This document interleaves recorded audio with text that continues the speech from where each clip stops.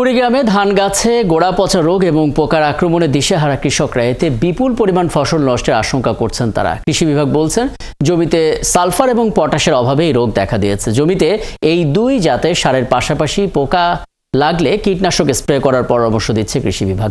কুড়িগ্রাম প্রতিনিধি রাজু মুস্তাফিজের তথ্য এবং ছবিতে বিস্তারিত। মাঠের পর মাঠ আমন ধানের গাছ, দূর থেকে দেখলে মনে হয় পাকা ধানের ক্ষেত, কিন্তু পাতা হলুদ হয়ে যাওয়ায় এই গাছ জমিতেই মারা যাচ্ছে। সেই সাথে বেড়েছে পোকার আক্রমণ। কুড়িগ্রামের কাঁঠালবাড়ি, বেলগাছা, খোলার পাড়, শানের পাড়, নীলকণ্ঠ, আতারাম, দিনবাজার, টগরাইহাটের বিভিন্ন জমিতে দেখা গেছে এমন চিত্র।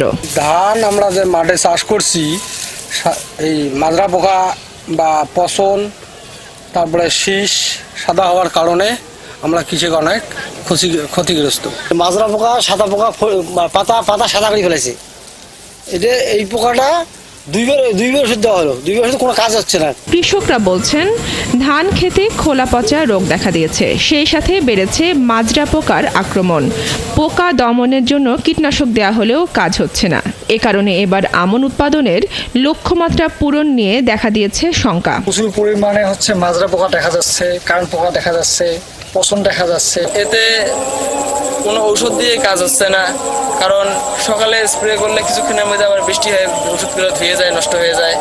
আবার মনে করেন যে যখন খরা হয় তখন রেগুলার খরা। কৃষি অফিস জানিয়েছে, গোড়া পচার কারণ ছত্রাকের আক্রমণ আর পাতা হলুদ হচ্ছে পটাশিয়ামের অভাবে। কোনো জমিতে পোকা লাগলে কাটার গ্রুপের কীটনাশক অথবা ক্লোরোফাইবার গ্রুপের কীটনাশক স্প্রে করতে হবে। যদি কখনো জমিতে একদম মাজরা পোকা লেগে যায়, তাহলে আমরা কাটা গ্রুপের কীটনাশক অথবা ক্লোরোফাইবার গ্রুপের কীটনাশক স্প্রে করে মাজরা পোকা দমন করতে হবে। আমরা দমন ব্যবস্থাপনা গ্রহণ করেছি। আমার মাঠের উপসহকারী কৃষি কর্মকর্তারা কর্মরত আছে, তারা বিভিন্ন ভালো কোম্পানির ওষুধ অনুমোদিত মাত্রায় প্রয়োগ করার জন্য কৃষকদেরকে পরামর্শ দিয়ে আসে। এবছর কুড়িগ্রাম জেলায় আমন আবাদের লক্ষ্যমাত্রা ধরা হয়েছে 20,510 হেক্টর জমিতে, আর ধান উৎপাদনের লক্ষ্যমাত্রা 58,847 মেট্রিক টন। বনশ্রী হালদার, 71।